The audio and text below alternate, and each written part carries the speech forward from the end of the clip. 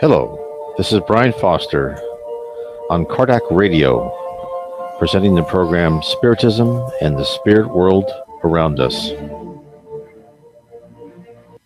Hello on this wonderful June 17th, 2018 on Sunday.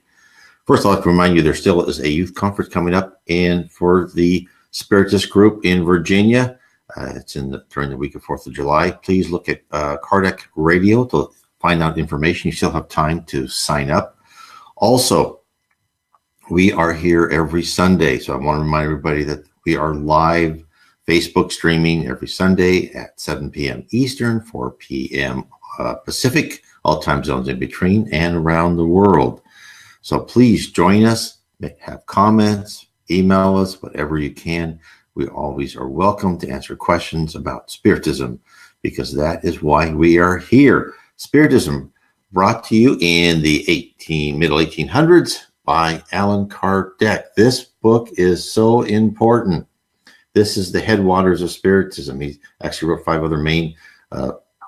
including this one, other main books. But this one is his first book. Allan Kardec wrote that. He posed questions to not just to one spirit, and you hear a lot of these things are valid information from other spirits. But Allan Kardec was not a medium in the sense that we use it. He was a intuitive medium, which we all are. But what he did, he participated in medium events. He got interested in it. He did a list of 1,019 questions, and he wrote those questions, and he sent those to mediums throughout Europe. And he only used what was in this book, the Spirits book, when he got the same or similar answers from different mediums in different locations.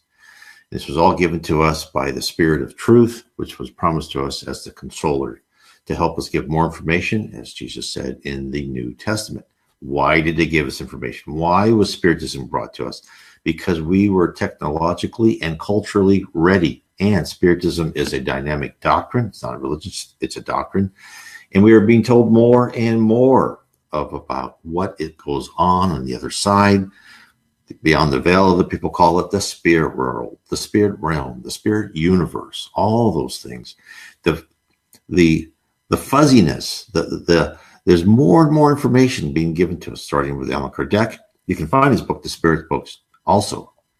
You can find it on my website, nwspiritism.com, and you can click on his picture, and it will take you to the EDICEI bookstore. You can find his books and other books by Spiritists, mediums, Spiritist authors, Chico Xavier, Divaldo Franco, Yvonne Pereira, and then Leon Denis. You can find them all on Amazon too. You can also find on my blog, nwspiritism.com, you can find my books. I've written 14 books on Spiritism. And what I've done is, I'm not a medium, but what I've done is I've taken information from different Spiritist writers and I put it in general categories so you can understand. I have one book, The Case for Reincarnation, all about how reincarnation works.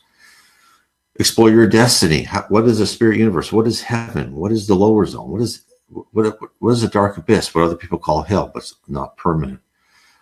The problem is the solution. Why are we going through the trials we are in this life? All because of past mistakes, past wrongs that we have done, and we need to learn. The spirit world loves us deeply. And now, in this book is what I'm talking about now. I have gathered in a series of 3 books information from the Reverend G. Vale Owen, who was an Anglican vicar in the early 1900s, who had a lot of information sent to him by multiple spirits. And it was this adds and complements information from a lot of Brazilian mediums. So this is very interesting. And in this episode right now, we're talking about how we are guided on Earth, how humans are guided. And of course, you can find this book on my blog, nwspiritism.com. And I recommend you actually start with book 1, which is Heaven and Below, book 1, and book 2 is another Spirit and the Spirit universe. So much information that was brought to us by the Reverend Vale Owen and his spirit mentors that talked to him. And of course, in these books, I take information given from Vale Owen, and I also compare them to information given to Chico Xavier, Allan Kardec, other Spiritist authors, Yvonne Pereira. Yes, Yvonne Pereira, and then also Spirits through Devolved Franklin, Joanna D'Angelis. What do they say? How does that complement? How does that prove? And what I've seen is all these Spiritist mediums and writers, it's the same message comes through over and over again. And it's just like, just a little bit different takes on things, a little different shades, and each person learns the way they want to learn differently. So it's really good explanation, and it will tell you all about Spiritism. And I see Hippoloto is here. It says, hi, everyone. Okay, let's start. How we are guided. Now, what does the Spirit, what did they tell Reverend Vale Owen? What drives our life? And what the Spirit Zabdiel, who was a spirit leader of a group of spirits, he tells us that the arc of our lives is driven by two forces. Now, this is interesting. Excuse me. So, Zabdiel first begins with how our solar system operates. So this is the beauty of Spiritism, is that really it's starting to tell you why everything happens, how it happens. It's not just, oh, you're going to die and go to heaven, and maybe you'll go to the pearly gates, right? It's not fuzziness. This is, we're getting actionable information from the spirit world. And this is so exciting.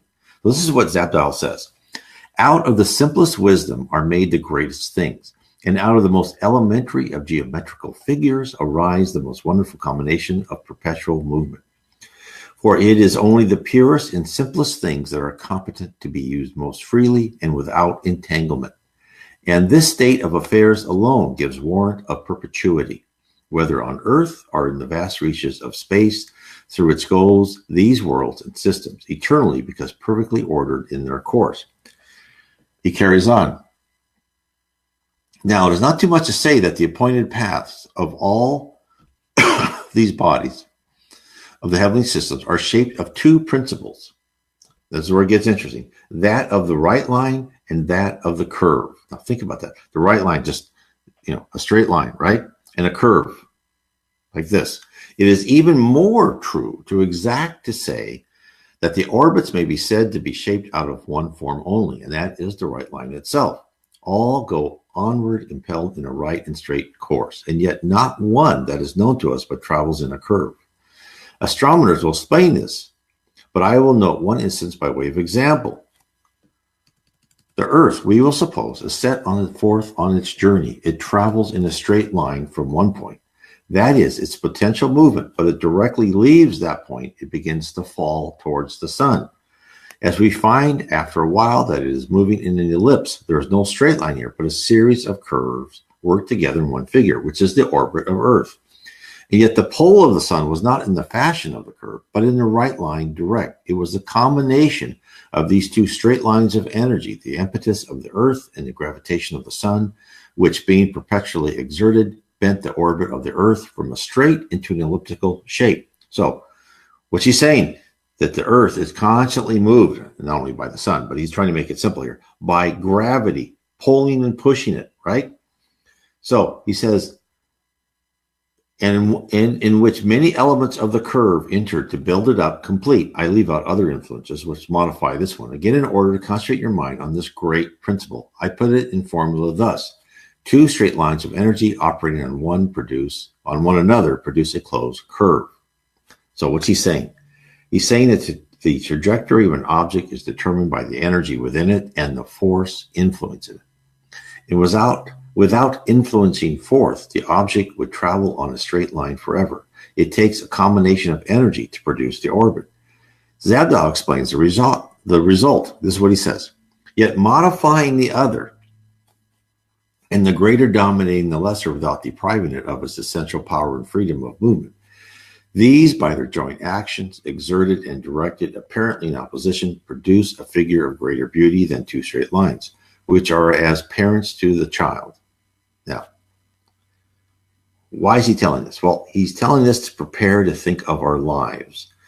We are an object, even as a spirit, and even when we come in a physical body. We're an object that carries within itself its own force. We travel out on a straight line until another force interrupts our course and causes us to be deflected. Think about what would happen to us if our life was frozen. No change in jobs, family, friends, and children stayed the same age forever. We would replay the same similar day over and over again. No outside stimuli would alter our thinking or our character. Imagine being in a heaven as described in many religions, where life is bliss, an Elysian field, where there was no want of anything, no stress, and absolute zero conflict. Nothing to ever bother you again. You would continue on in a straight line forever in time. Not that there is no time in the spirit world. But you would never alter your course. You'd never grow as a person. It would be eternal monotony. Instead of smooth seas, our life is buffeted by high winds and waves. And Zabdiel tells us why. This is what he says. You see like an opposition of forces in human life, and you say his plan is here and perfect. You think he might have made a better way, and many doubt his wisdom. He's talking about God, right? And his love. Because seeing but a minute section of the curve of the greater orbit of existence, they cannot but conclude that all is falling to destruction, or at least that a straight and a right line would be the better course, and not these combinations which curve the impetus of human life from its direct way onward of evolution without disaster and without pain. Now, he's absolutely correct, right? Us here on earth in our little tiny time span, right? Because after all, we are spirits, we are an immortal life. But when we're in this physical body, a week is a long time, a month, a long time. For a child, a day is a long time. For most adults, years, forever, right? So we, in the political landscape, whatever, our own failings, our own financial situation, we see practically nothing good in many adverse situations in our life. But those situations that we think are horrible is actually a force pulling us off our easy path and onto a rougher but more edifying road, right? When we see a life cut down prematurely is actually but a course correction at the proper time for that spirit, all planned out in advance to make ready the soul, our soul, or other people's soul for their next earthly episode.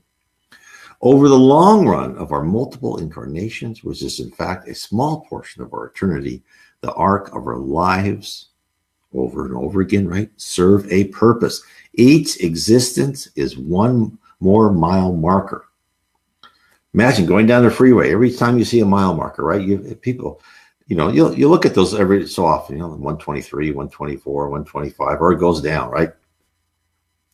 Think of that as each life. Each life is a mile marker, right? Each life is signaling a chance for us to grasp the opportunity to advance. Zabdiel informs us how the spirit world from on high, how they see the struggle. This is what he says. We here do not see, not nor much of the road ahead, yet more than you we see, and so much as enables us to content ourselves and press onward, helping others on the road, content and trusting that all will be well ahead however far we go. For now we do not seek with much labor to reckon on the course we are traveling, wrapped around the earth myth, which hinders us to see, but we view the way from the clear sunlight atmosphere of these heavenly realms. And I will tell you the orbit of human life, as it works out towards completion, is beautiful too. So beautiful and so lovely withal that we are full often brought to a rest in wandering awe at his majesty of love and blended wisdom, to whom we bow in lowly adoration, not to be expressed in any words of mine, but only in the yearning of my heart.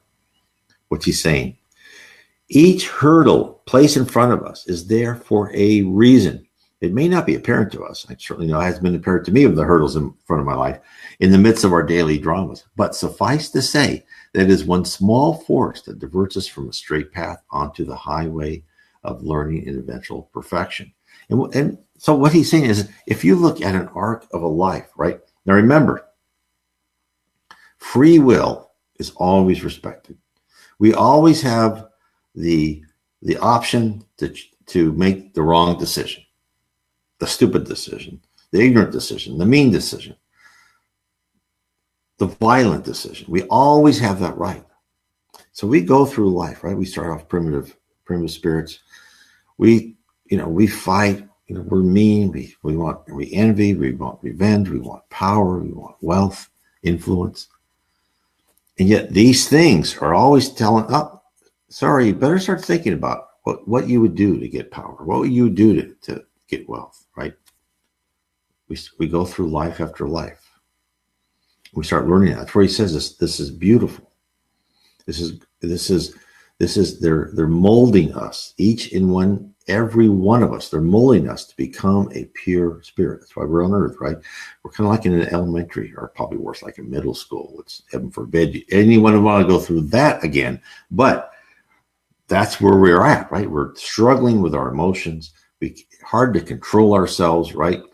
Something happens to us. We get mad. We get angry. But that's what we're being taught not to do, right? We're being taught to control ourselves. And you go through life after life with those lessons. And those lessons take courageous thinking, right? And the world, let's talk about that. We have to learn to think and learn about Spiritism, study about Spiritism. Before I start on this too, I just want to also say that when I have these Facebook live streams, I put all of these on my YouTube channel. And you can get to my YouTube channel on my blog, nwspiritism.com. Go to the YouTube channel. You can see any of my past Facebook live streams. I also have like 4, 5, 6, 8 minute videos where I'm talking about little facets of Spiritism, why we go through multiple trials, for example, gossip the test of 3, all sorts of interesting short videos. Please go there, tell your friends about it, share those videos to people. Because we're trying to spread Spiritism, why we are on earth. And it tells you, and this is why we have to study this, right? Because the world is full of religious and political intellectuals who work full-time, convincing us to stay within certain ideological boundaries. For example, we are told that the Bible must be interpreted literally, and therefore the world must have been created in 6 days, even though all evidence points to the contrary. This sets up kind of I'm not quite sure I believe anything. But Spiritism tells us why this is so. So messages and books from the spirits brought to us by Spiritist mediums tell us that the messages of the Bible were fashioned for the level of comprehension in society for the time in which the communication was delivered. Hence, the idea of a time span of billions of years in our planetary evolution would not have been remotely understandable to even the most sophisticated individual in ancient times. And think about the Old Testament. There are many cruel happenings in the Old Testament. But they were talking to people that, okay, if you don't do this, we're going to swatch it. That's all they understood at the time. The New Testament got more softer, more full of love. And then Allan Kardec came with the Spirits book, even told us, okay, this is why we're telling you about love. This is more information for you. Then came, Leon Denis, Chico Xavier, Vale Owen. They're telling us more and more. Because, why? Because we are ready to think about it. So think about that. So you have the Old Testament, and then Jesus, during his time on earth, preached love and respect for all. But many still today cling to the passages, citing reasons to make certain groups outcast. Again, Spiritism tells us that the messages of universal love and fraternity are eternal, while other passages were meant for the time in which they were delivered. And the Spirit's Abdal, in his communication with the Reverend Vale Owen, talks about the narrow parameters that the Christian orthodoxy imposes. Now, the Reverend Vale Owen was the Church of England minister, right? That's probably mostly in the United States, you'd be the Episcopalian. He was later thrown out of the church for publishing his messages. So everything he published that I am referring to this book got him in hot water with the elders of the Church of England. So Zabdal opens in this communication. He tells us that even after things visible were created, what was left incomplete was mankind. That's very interesting. So he's talking about the creation of the world, the evolution, right? Look, evolution, Darwin was right. There is evolution, but he left off a part that the spirit world can manipulate it. And so humans are meant to evolve mentally to find their spiritual path toward God. And to accomplish this task takes courageous thinking. So we were put in this physical body, but we're not straitjacketed like, okay, we're going to put you in this body and we're going to make you think right at the time. No, they're going to let you think as your spirit, once you're like 15 to 18, your personality comes out. So this is what Zabel talks about courageous thinking. Nor doing this, I'm able to constrain myself within the limits of doctrinal theology as understood by you. For it is indeed constrained and straitened so greatly that one who has lived so long in a wider room would fear to stretch himself lest he foul his elbows against the confining walls of the narrow channel. So he's talking about the orthodoxy, right? What Christians believe. And hesitates to go at any pace ahead, faint as he is to travel, less worth than this be his lot. So no, my friend, shocking and startling as be those whose orthodoxy is as the breath of their body to them, more saddening is it to us to see them so much afraid to use what freedom of will and reason they have, lest they go astray, mistaking rigid obedience to code and table for loyalty to him whose truth is free. What is he saying? We are being told that not to let the artificial boundaries of our society constrain us. Granted, this is very difficult, where any perceived transgression unleashes the barrage of criticism from the left and the right. If any deviation of political orthodoxy is detected, in some countries, even the attempt to question religious dogma can lead to torture and death. So against this background, this breaking free of past constraints is truly courageous thinking. Now, Zabdal isn't asking us to be martyrs. He's requesting that we internally free ourselves and determine what the message of living by the golden rule, love, fraternity, and charity, honesty, really means, right? We should ask ourselves, what is the logical conclusion to loving everyone like a brother or sister? This is what Zabdal says. Think for a moment, what manner of master friend is he to them who tremble so at his displeasure? It is that he is waiting and watching with sinister smile to catch them in his net who dare think and think in error sincerely?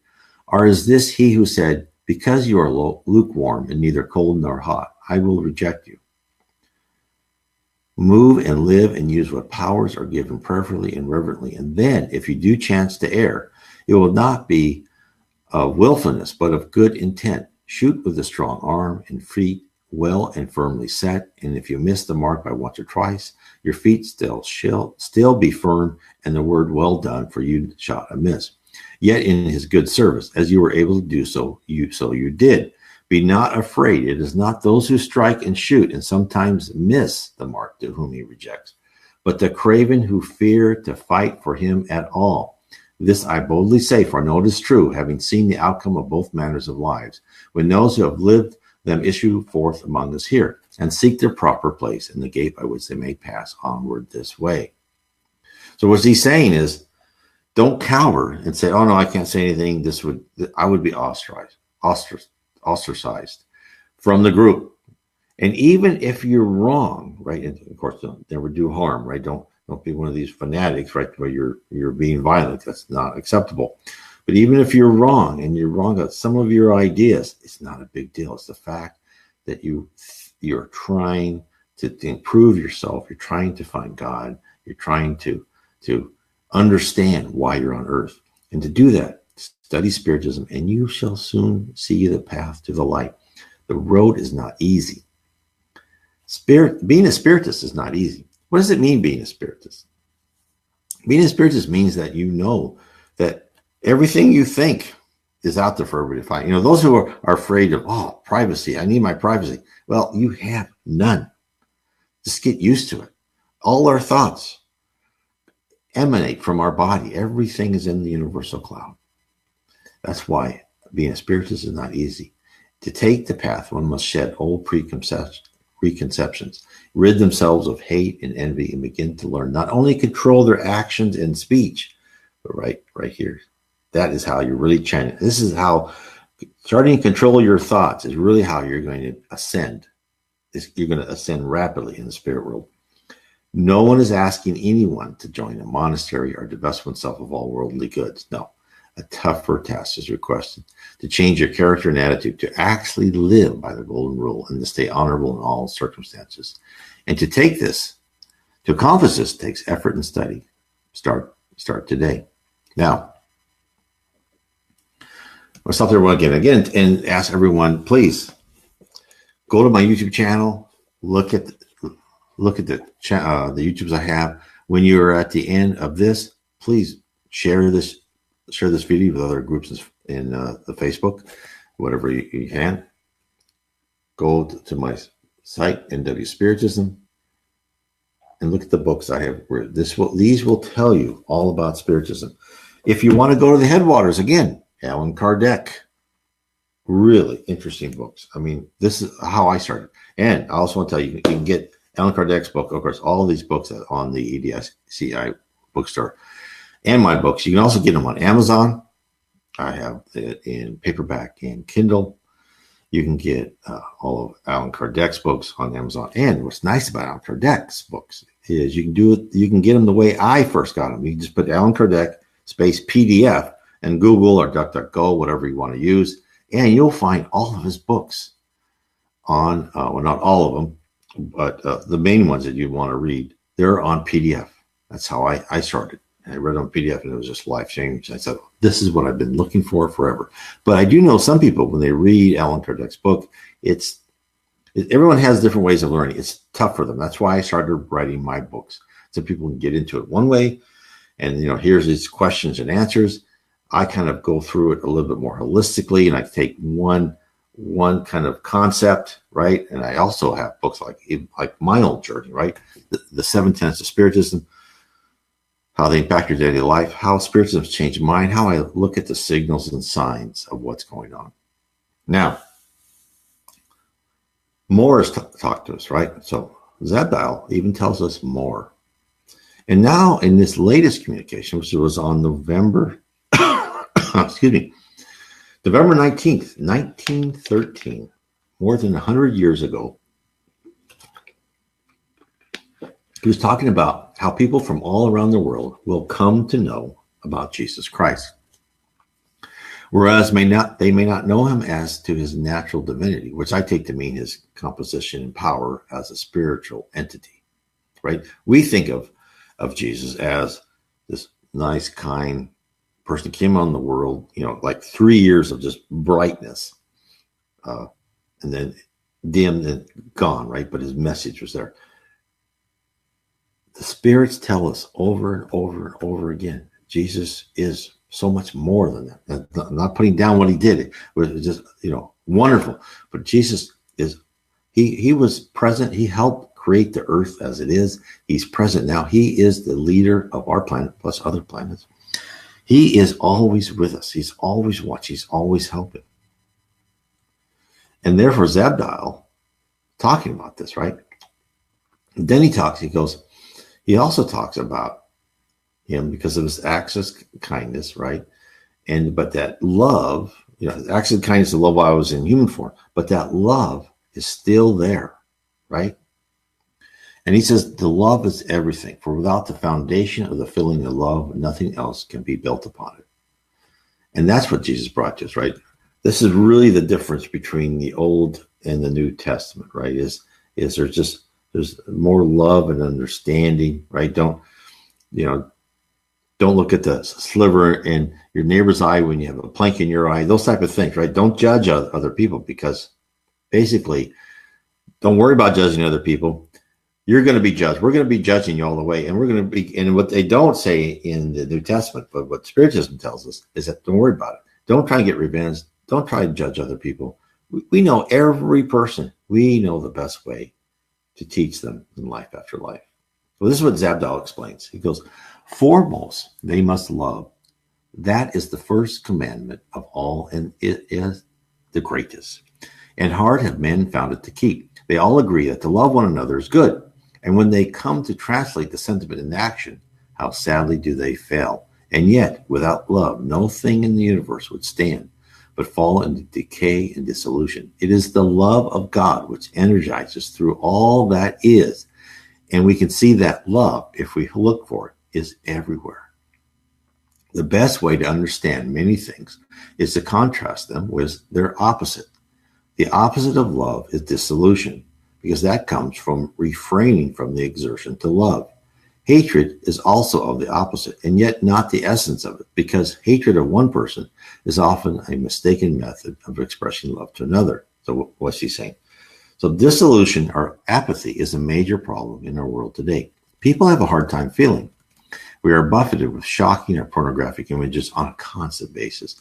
We lose the ability to muster the energy to love. Hence, some take drugs or alcohol to supply the stimulant that begins to feel, right? Others become fanatical about a cause and lose all reason and empathy for different points of view. Hatred is the welling up of a primitive emotion. It is unfocused mental energy, which leads to the radiation of confusion and bad feelings all around the person dwelling on hate. There is power in hate, but it is destructive and causes more problems than one supposes it solves. Zabdal also tells us that hatred also affects doctrines, where if one becomes a member of one organization, such as a religion or a gang, then you must hate all other rivals. He, quite rightly, warns us that constant hate makes it more difficult to love anything else where hate consumes all. Lastly, Zabdal notifies us that we must start with love, for without love we are unable to climb the ladder to perfection. This is what he says. This is one of the things which make it difficult in this life of the spheres, for not until a man has learned to love all without hating any is he able to progress in this land, where love means light, and those who do not love move in dim places where they lose their way, and often become so dull in mind and heart that their perception of the truth is as vague as that of outward things. So this is a hard lesson, right? This is hard. It's hard for me. I don't think I'm still there. Look, everyone loves their family, loves even their extended family. But do you feel that same love for everyone around you, right? I try. I don't succeed. But that is really where we have to go. It's like Chico Xavier, this great medium in Brazil. Not many people in the United States or the outside world know about him, but you should read about his life. It's just amazing. And I quote him a lot from the information he got from spirits in my books. But he loved everybody. Like St. Francis of Assisi. He loved everybody. That is so hard, isn't it? That's where we must go, right? Now, it doesn't mean you have to be a pushover or you have to let everybody give me your wallet. Oh, okay. No. You can still have criminals go to jail. You can still turn them in, right? But you should still love them. You should say, hey, you should look at that person and say, okay, well, I reported the crime you did. I still love you, but it looks like you're going to have to go through a hard time in this life and probably some future lives, but you'll get there. You'll get there. You'll improve. Someday you will be a better person than I am now. That's the kind of love we should talk about. We should instill in ourselves, right? And your capacity to love greatly determines where you shall go after physical death. Zabdal doesn't desire any spirit to have to live in the lower zones or the abyss. The lower zones are like the earth, the centers around the earth, from the surface up to the levels of heaven. The abyss is what we'll call hell or purgatory. Spiritism calls it the abyss or the dark abyss. And it's where you go, not forever. There's no permanent, until you change your attitude, right? And in these undesirable places, the common denominator for the people is the absence of love for others. The spirituality, God, loves us all and has illuminated a path for us to climb towards goodness. It's not a steep path, right? But it's also not the easiest. That's why we're on Earth. This is not supposed to be, we're on the planet of atonement. It's not supposed to be easy here. But it simply takes effort to rid ourselves of our primitive urges and to open our hearts to love and kindness. To wait one moment before letting emotions run over us and consider the feelings of the other person and what they went through. So it's not easy. So let's change gears now. So I want to go through something else that was told to Reverend Vale. And this was on November 12th, 1917. And this is the type of information that it's just all these There's little points, little data points that we're learning from spirits. It's just amazing. And this is what we're talking about now is music from the heavenly spheres. So what we're told is music permeates the spheres of heaven. It winds its way down until a crude approximation hits the earth, whereby it becomes inspiration for music, tones, cadences, rhythm, notes, melodies, vibrations on strings, and harmonies. One of the spirits, she was actually a spokesperson for a group of spirits that communicated with Reverend Vale Owen. She talked about music, and she revealed the origin and the beauty of music. This is what she said. And this is just fascinating. This is what she said. This and almost this only do we know, or think we know. It passes for knowledge with us in any wise. The heart of God is the source of harmony in music. Not so much the mind of God as God's great heart. From him flow forth the love strains of his melody, and those spheres which are most near to his attunement receive those divine harmonies, and by them, with other influences combined, become more and more attuned to him, who is the source of all that is lovely and lovable. Thus, as the eternities glide on, they who inhabit those far high spheres blend with themselves more and more of attributes awful and sublime encompass, each within himself, and more of divinity. What is she saying here? So as the white light of love originates from God, so does the divine harmonies from vibrations carried by the universal fluid, which is the core of everything created by God, down from the highest to the furthest reaches of the universe. Why is music important? Because it's a catalyst. It releases emotions and feelings deep inside. It frees our imaginations to soar above mediocrity and materialism. The Spirit Kathleen, answering a question from G. Vale Owen about music in the celestial fields, tells him this. She says, yes, we have music of a like nature with yours of earth, but, and there's a large but here, your music is but the overflow from the reservoir of heaven's music. You do get the gleams of the glorious harmony we have here as it comes through, but it is muffled by reason of the thick veil through which it all has to pass, even the finest of earth's masterpieces.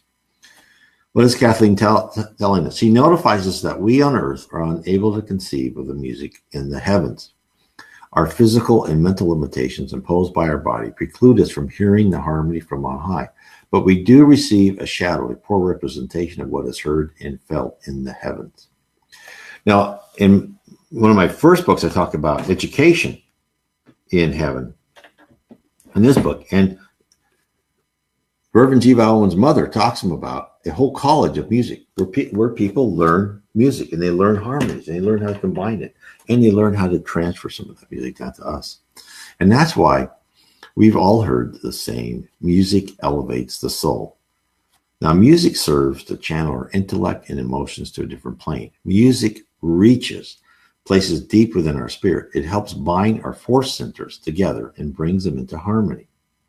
It de-stresses. Doesn't everybody know that they listen to music and they feel more calm? And of course, it depends on the music, I guess I should say. But usually, music that you love, it helps you calm you down, and it just takes the stress away. And of course, this is really what Spiritism, one of the physical benefits of Spiritism is, and actually any type of venture into spirituality.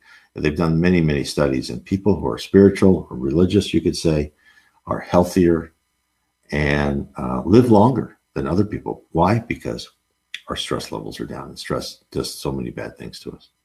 Because the more you understand why you're on earth and why bad things happen to you, it's not because people hate you, not because God hates you or Jesus hates you. It's because they love you, and they're, as I said before, that arc, right?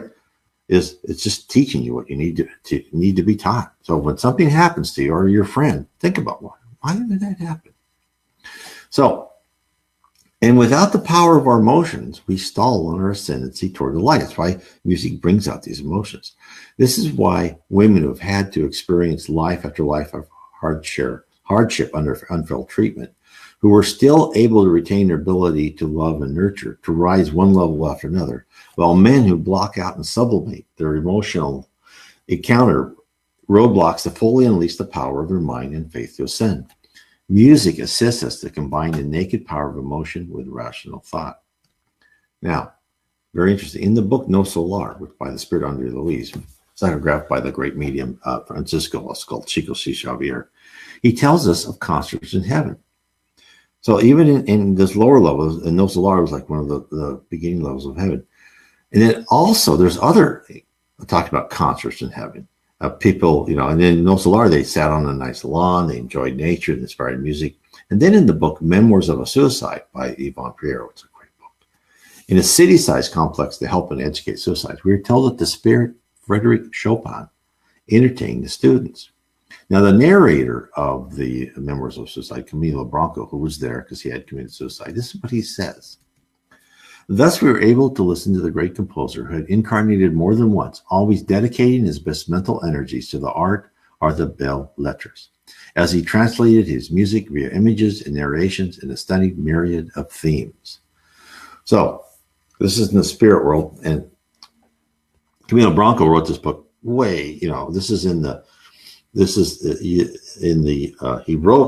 he talked to Yvonne Pereira in the early 1900s.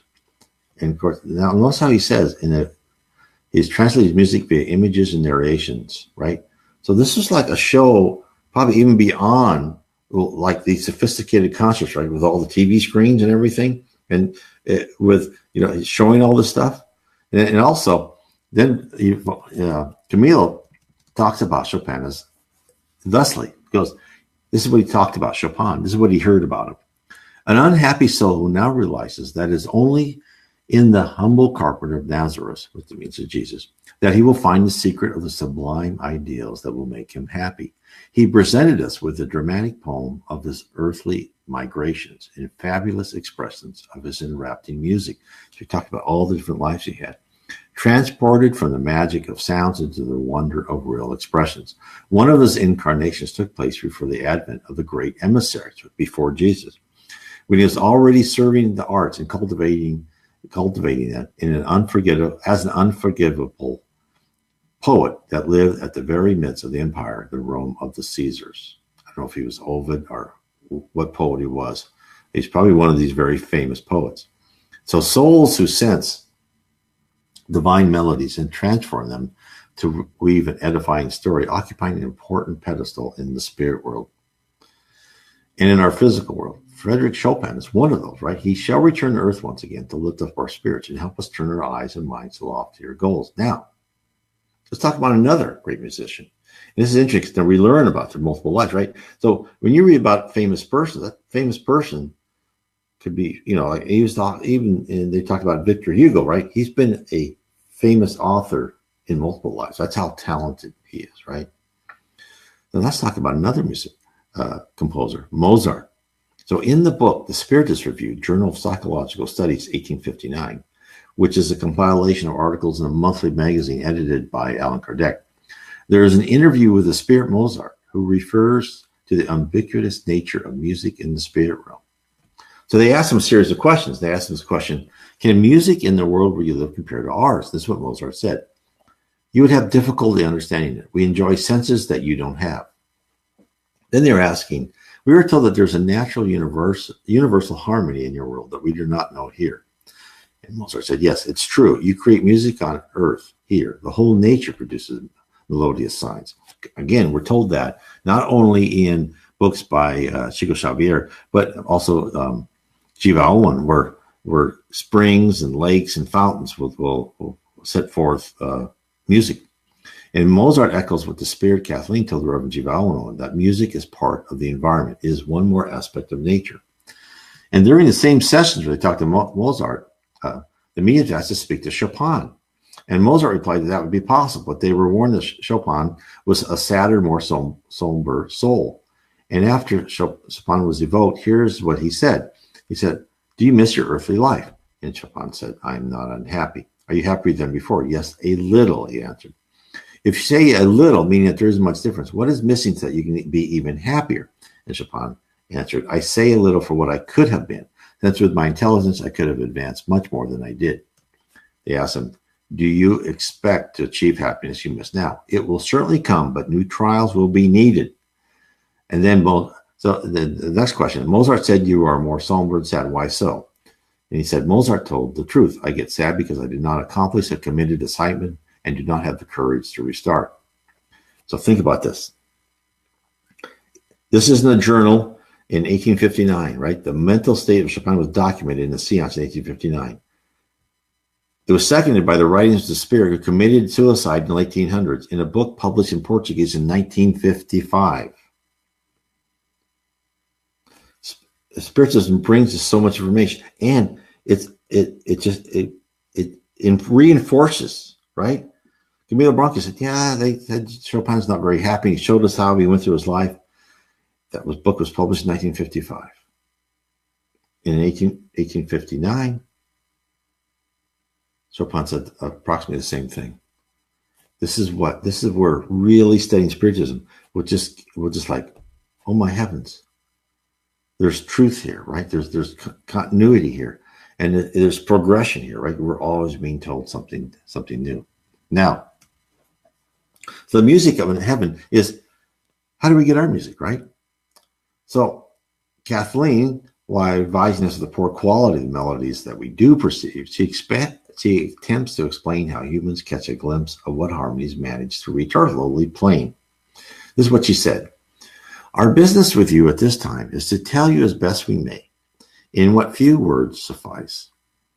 And some of what we take note of as this same stream depends upon us and passes onward, broadening to each molecule of tone, expands of itself and thrusts its fellows outward until by the time that stream impinges on your boundary has become much grosser and more coarsened in its texture, and so suited to those almost tangible vibrations available in your sphere.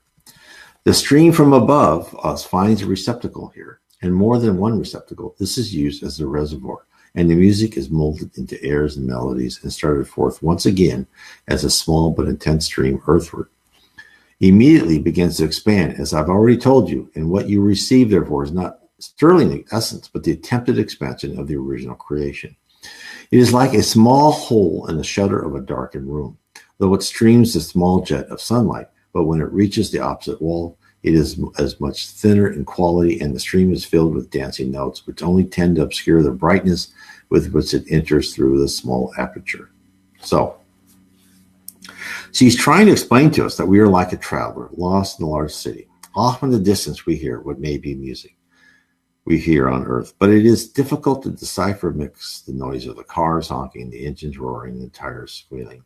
But still, a discernible melody pulls us in the directions of the harmony which gives us comfort. Some of us, in a meditative or relaxed state, can hear the notes and use them to create an earthly representation of the sound dancing in our head. Kathleen ends with the subject by saying this, well, but even so, your music is both lovable and uplifting. Oh, bethink you then, my friend, what must the music of these spheres be? It ravishes us with ennobling pain and pleasure, and becomes each in himself accumulator of energy to give forth again what he has received, interpreted and molded by his own personality for the benefit of those who are not so progressed as he. So the exquisiteness and potency tempered by those among us whose special aptitude is of such kind, I mean, people who create music, in order that it may not be too fine in nature for the comprehension of those higher souls of earth, who catch and in some degree retain what thus reaches them from the master of music here aloft. So, hence the receptive souls such as Mozart, Chopin, and others hear harmonies that rain down upon us in their minds and fashion, as well as they're able to, utilizing their native genius to compose music to approximate the sounds emanating from heaven. So, let me get a drink of water here.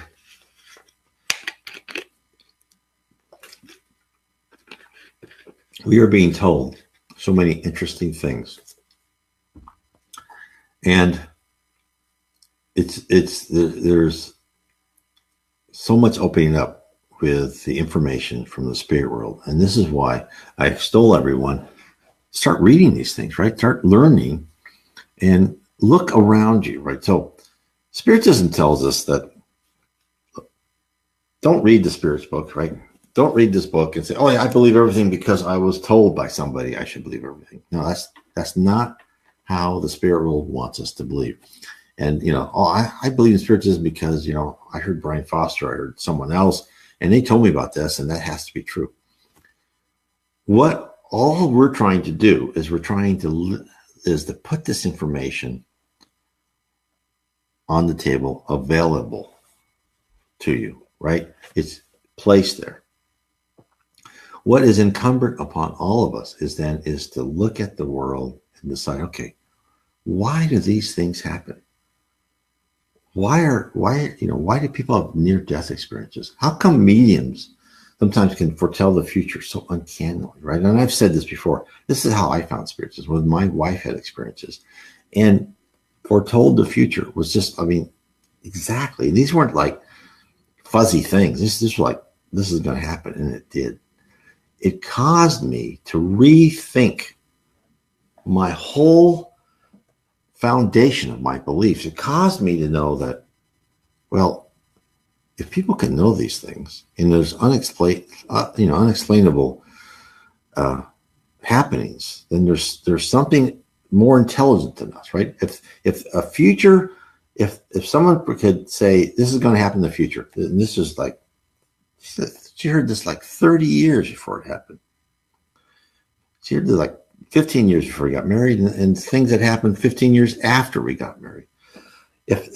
If someone can foretell something so far in the future, then there's someone up there pulling the strings. Now that's how I started getting into spiritism. That's how I found Allan Kardec, right? And I looked at everything. But each one of you, if you pray and meditate and tell yourself, please, God and Jesus and however you want, however you want to meditate is, help me understand this, right? Something will happen to help you understand. Either something will give you information that you'll have to think about and go, well, how can that be? How come science? Because look, science doesn't explain everything. A true scientist will tell you that we know less than nothing, right? A true scientist will tell you there's so many things we don't understand. And a lot of scientists are still religious. They still believe in God, right? Because they know that Big Bang, like that was a lot of things that had to happen to make everything perfect, right?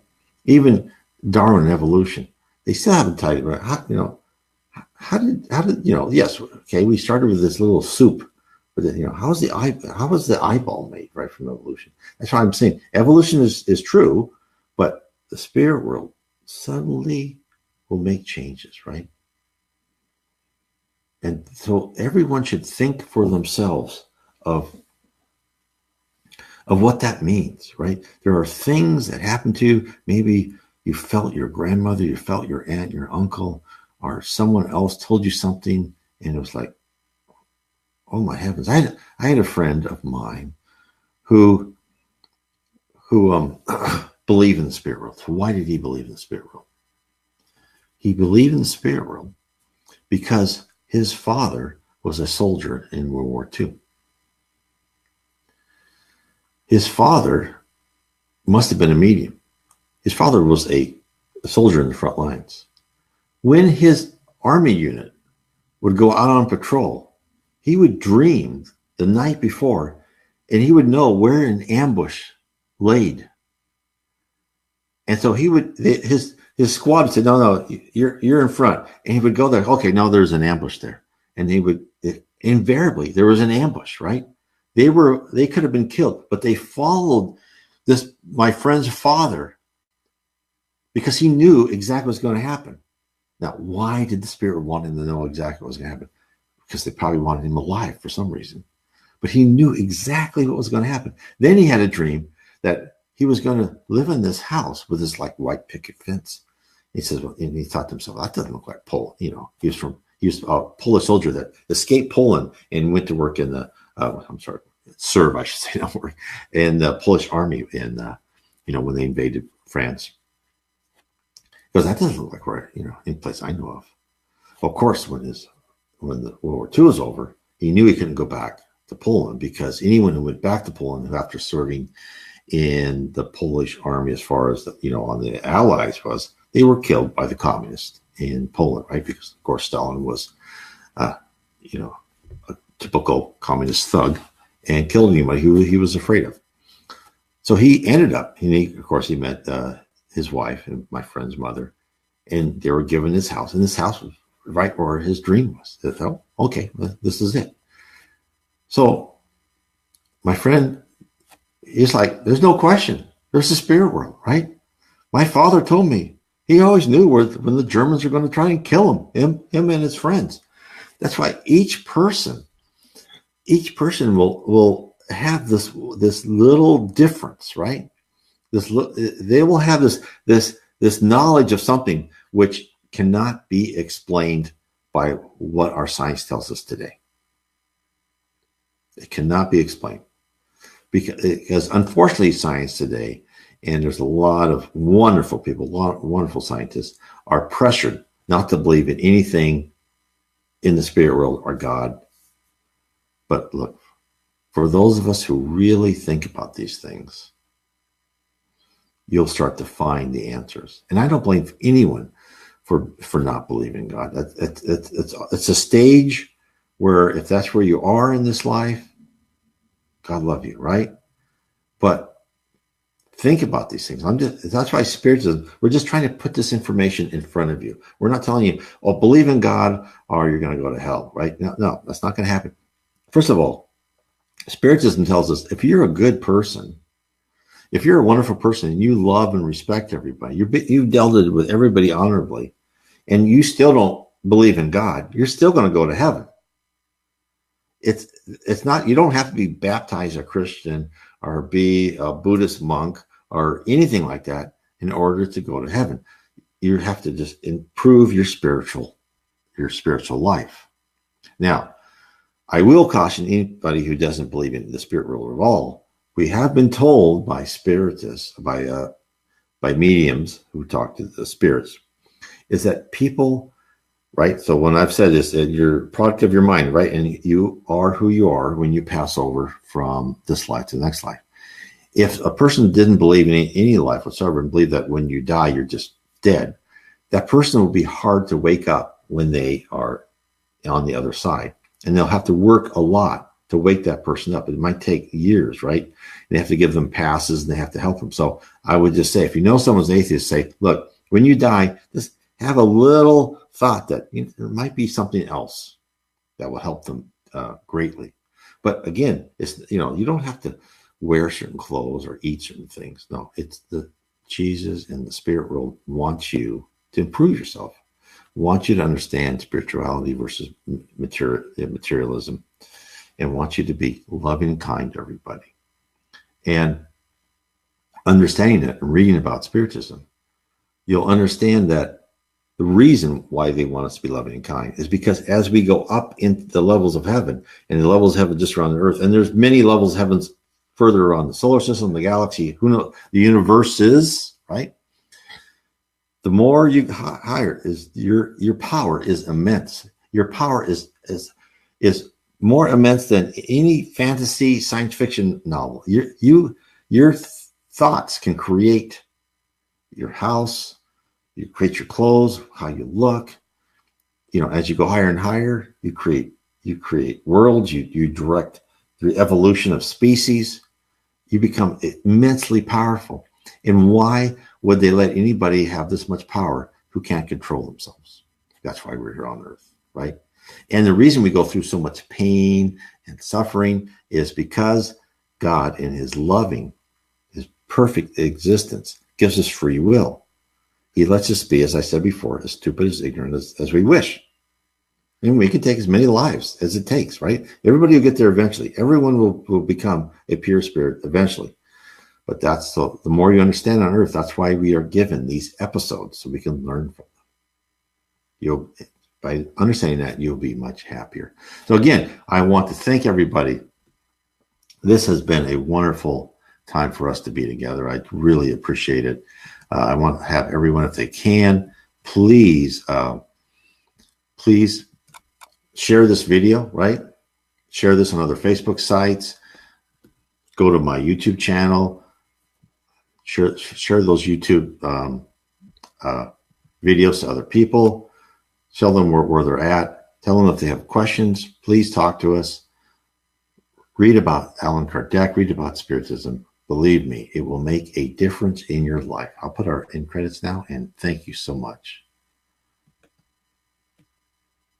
Thank you. I would like to thank everyone for listening to our program on Kardec Radio, and to point you in a direction to find more information about the spirit world around us. You can visit my blog at www.nwspiritism.com. That is www.nw as in Northwest Spiritism.com. And if you are ever in the Northwest, I certainly would welcome to have you come to our meeting on Bainbridge Island near Seattle in the state of Washington. Many blessings to all of you, and please continue to explore Spiritism and the spirit world around us.